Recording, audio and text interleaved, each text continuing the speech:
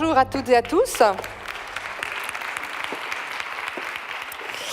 Comme c'est écrit, je suis Fabienne Dulac. J'ai la chance de diriger Orange France, une très très belle entreprise en France.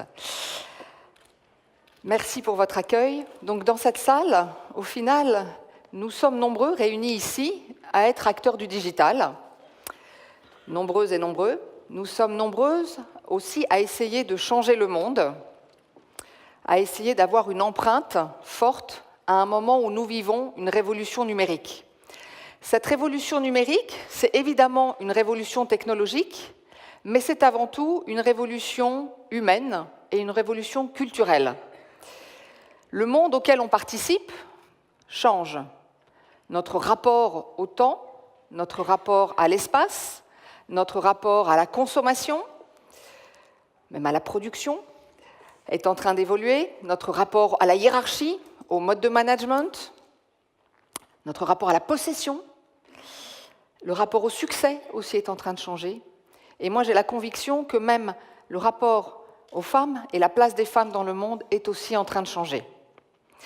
Quand on est opérateur de télécom, on sait que la révolution qu'on est en train de vivre, cette révolution clé, on en est un acteur fondamental. C'est évident, sans réseau, il n'y a pas de révolution numérique. Et que nous avons une part de responsabilité technologique, qui passe notamment par, évidemment, la présence du numérique partout, en France, me concernant en tout cas, avec une empreinte qui doit déployer des réseaux, je pense à la fibre en ce moment dans les villes, mais aussi partout dans les territoires. On sait qu'on a cette responsabilité parce qu'au final, c'est un enjeu fondamental de n'exclure personne et d'emmener tout le monde, d'être dans des logiques d'inclusion numérique. On a une deuxième responsabilité aussi, auquel on pense peu, mais qui commence à éveiller ma conscience fortement et qui va éveiller la vôtre très vite, qui est que ce monde numérique qu'on est en train de créer, il a une empreinte, et il a une empreinte écologique non négligeable. Si on rassemblait dans le monde toutes les émissions de CO2 produites par l'Internet, on créerait collectivement le 6e pays le plus pollueur en matière d'émissions de CO2 dans le monde. Donc cette responsabilité, nous l'avons aussi, de penser que le monde qu'on est en train de construire doit embarquer cette empreinte écologique. C'est un souci pour évidemment un opérateur comme Orange. Aujourd'hui, on a une certaine fierté d'être le seul opérateur dans le monde à avoir une double certification, 14001, 50001, qui veut dire qu'à la fois, nous maîtrisons l'énergie produite, nous maîtrisons notre empreinte environnementale, mais très honnêtement, à l'aune de ce qu'on est en train de produire, c'est presque peanuts. Et donc, il va falloir prendre ce sujet à bras-le-corps dans les années à venir, parce que globalement, notre consommation à tous et à toutes, elle continue d'évoluer, elle continue de produire de plus en plus, de façon exponentielle, beaucoup plus fortement que tous les efforts que nous avons faits aujourd'hui. Et même si nous en avons fait beaucoup, ça n'est encore rien à côté de ce qu'on va devoir faire demain. Donc ça, c'est la deuxième responsabilité. Et puis, il y a une troisième responsabilité qui me tient à cœur et qui est très importante pour moi, qui est celle d'embarquer la diversité. La diversité, elle est clé quand on est à la tête d'une entreprise, mais elle est clé, j'allais dire tout bonnement, quand on vit dans la société où nous sommes, parce que la diversité, elle doit inclure tout le monde. Cette diversité, elle est faite effectivement de la nécessité d'embarquer à la fois des personnes qui ont des parcours professionnels différents, des origines sociales, des origines ethniques, des histoires, des formations différentes. Et puis, elle doit aussi, évidemment, embarquer cette diversité genrée qui est la place des femmes dans l'entreprise et les femmes dans la société tout court. Ce sujet-là, c'est un héritage extrêmement important, et on n'arrête pas de m'expliquer, c'est un héritage historique. C'était comme ça, c'est un héritage de la société. C'est d'ailleurs un héritage même, on oublie de le dire, des textes, parce qu'au final, dans les textes, il n'y a pas si longtemps, le décalage, voire la discrimination en femmes était encore très présente. Et donc, il y a une chose dont je suis convaincue, c'est que lorsque l'on me dit l'évolution des mentalités doit se faire, et elle se fera lentement, ok, d'accord, mais elle se fera aussi parce qu'on va la provoquer, et elle se fera aussi parce qu'on va mettre en place des politiques, des stratégies, des actions qui vont bousculer cette évolution des mentalités que je trouve, très honnêtement, assez lente à bouger Et rien que évolution mentalité, je trouve que c'est un peu lourd. Donc quand on est à la tête d'une entreprise, qu'est-ce qu'on essaye de faire? On essaye de travailler dans les murs de l'entreprise et hors les murs de l'entreprise. Dans les murs de l'entreprise, faire bouger les mentalités, c'est prendre et c'est mettre en place des politiques vraiment fortes pour faire bouger les lignes. En matière de politique salariale, et évidemment lutter contre ces 24% d'écart de salaire entre les hommes et les femmes. Et je vais vous dire, moi je n'ai pas trouvé 36 solutions, et chez Orange on n'en a pas trouvé 36. On a créé une enveloppe d'augmentation dédiée aux femmes, uniquement dédiée aux femmes, et année après année, depuis maintenant 7 ou 8 ans, tous les ans, on rattrape le salaire des femmes systématiquement. Et nous sommes arrivés pour la première fois l'année dernière à avoir moins d'1% d'écart chez Orange France entre un salaire d'homme et un salaire de femme à poste équivalent et à fonction équivalente et à expérience équivalente. Donc il faut du volontarisme, il faut des politiques et il faut des actions. Il en faut aussi, dans le domaine, je l'ai dit, politique salariale, il le faut aussi dans le domaine de la formation. Plus j'avance à la tête d'Orange France, plus je vois l'écart et le décalage entre l'accès à la formation entre les femmes et les hommes. Or, nous sommes tous convaincus ici que le monde dans lequel on vit va vite, bouge, se transforme, et que nous allons rentrer dans les logiques apprenantes. Rentrer dans des logiques apprenantes, ça veut dire qu'il va falloir se former toute sa vie. Si les femmes n'ont pas accès à la formation, parce que les formations ont lieu le soir, à des horaires qui ne leur sont pas accessibles, ou parce que c'est difficile, ou parce que c'est loin du lieu de travail et du lieu de vie, elles n'y auront pas accès. Donc il faut aussi prendre ce sujet-là et trouver les moyens de créer des politiques de formation adaptées à tout le monde et accessibles aux femmes. Il faut aussi travailler évidemment sur l'accès des femmes dans les comités de direction et au plus haut niveau de l'entreprise. Moi je suis assez fière parce que le CODIR d'Orange France, c'est plus de 40% de femmes et je peux vous dire que ça n'a pas été compliqué du tout. Contrairement à ce qu'on me dit, à partir du moment où on repère les femmes quelques années à l'avance, on les aide, on les prépare, on les fait monter, elles sont là et je n'ai eu aucune difficulté à les trouver. J'ai même parfois un peu du mal à trouver des hommes. Donc on y arrive.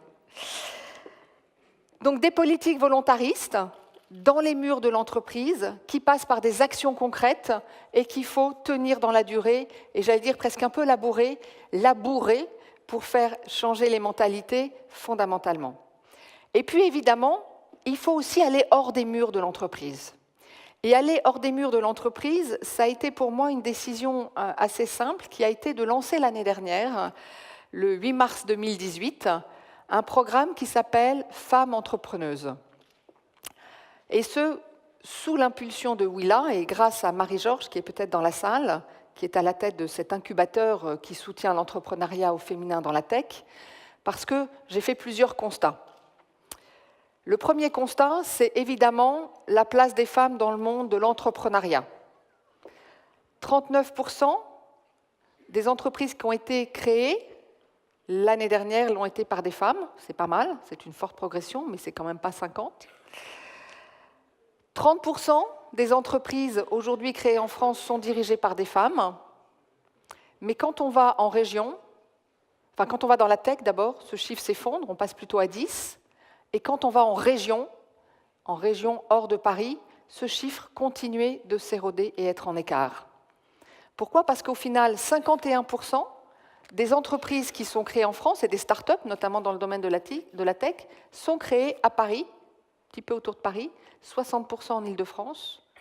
Or, je vous rappelle un chiffre simple, il y a 10 millions d'habitants dans l'Île-de-France. Nous en avons encore 56 qui ne sont pas là. Et donc la part de l'entrepreneuriat en région, quand on regarde les femmes, alors là, il tombe très très très très bas. Donc on a fait le choix, avec l'aide et l'éclairage de ce que je pouvais partager avec les équipes de Willa, chez Orange, de lancer un programme Femmes entrepreneuses qui avait une double objectif. Un, évidemment, lutter et soutenir, j'allais dire, cette politique d'égalité homme-femme, et se concentrer sur ce qui est quand même dans l'ADN d'un opérateur comme Orange, c'est-à-dire notre empreinte sur les territoires et notamment en région, pour soutenir l'entrepreneuriat des femmes dans la tech en région, qui aujourd'hui avait peu de chances d'émerger. Ce programme, il avait plusieurs vocations. Un, de mettre à disposition le savoir-faire que nous avons chez Orange pour les aider, les accompagner, que ce soit en matière de mentoring, que ce soit en matière de business plan, de business model, de production, de visibilité, de notoriété. et au final essayer de les accompagner dans ces premiers mois où d'abord la solitude de l'entrepreneur est fort, et celui des femmes encore un peu plus peut-être, parce qu'il faut lutter aussi contre pas mal de vent, et donc essayer de les accompagner, de les soutenir pour que globalement nous mettions à disposition nos ressources, c'est ce que nous avons essayé de faire. En 1 an, nous avons soutenu 102 femmes dans leurs projets en mettant à disposition tout ce que nous avions. Partout en France, en leur demandant parfois d'ailleurs de nous accompagner sur des projets. Je pense à Inkidata, qui est une start-up à Lyon, qui nous a accompagnés lors de la Fête des Lumières où nous étions partenaires en tant que sponsor, pour analyser à travers leurs data et à travers des études de marché, au final, le comportement des gens qui venaient voir cet événement pour la mairie de Lyon, donc c'était vraiment un sujet important. Donc voilà, c'est pour moi fondamental que dans ce hors les murs, nous aidions et nous puissions accompagner le monde à se transformer en soutenant les jeunes femmes. Mais quand on est à la tête d'une entreprise, on sait très bien que le hors les murs et le dans les murs n'est pas très loin. Décider de ce programme, c'était aussi obliger, ou en tout cas inciter, on va le dire comme ça, les salariés d'Orange France, nous sommes nombreux, 70 000, à essayer d'avoir un regard différent sur la place des femmes dans la société. On a à peu près 150 personnes au sein d'Orange France qui ont accompagné ces jeunes filles.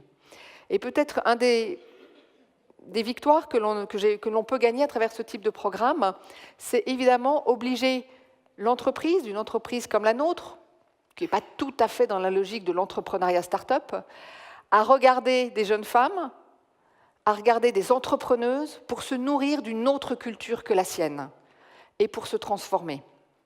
Et ces salariés qui ont accompagné ces jeunes femmes, peut-être que pour moi, une des plus belles victoires, c'est lorsque je suis allée en Bretagne, j'ai fait un déjeuner avec une dizaine d'entre elles, j'ai croisé quelques hommes notamment qui avaient accompagné ces jeunes femmes, et certains m'ont dit, au final, les avoir accompagnées a changé mon regard sur les femmes. Je me suis dit, yes, j'ai au moins gagné une chose.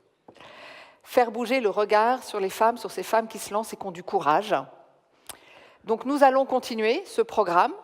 Cette première, j'allais dire, session des 100 femmes sera suivie par une deuxième, évidemment, sur l'année prochaine. Nous allons continuer d'accompagner celles qui sont là et en intégrer des nouvelles. Et j'allais dire, on va essayer de continuer de faire bouger les lignes, évidemment, dans l'entreprise, par ces regards croisés, par la diversité que l'on peut aller chercher, par ce besoin aussi d'une entreprise comme la nôtre, qui a un héritage fort, là aussi, de bouger, et de se dire que l'évolution des mentalités, elle peut se faire différemment, peut-être parfois à coup de boutoir, mais c'est aussi nécessaire.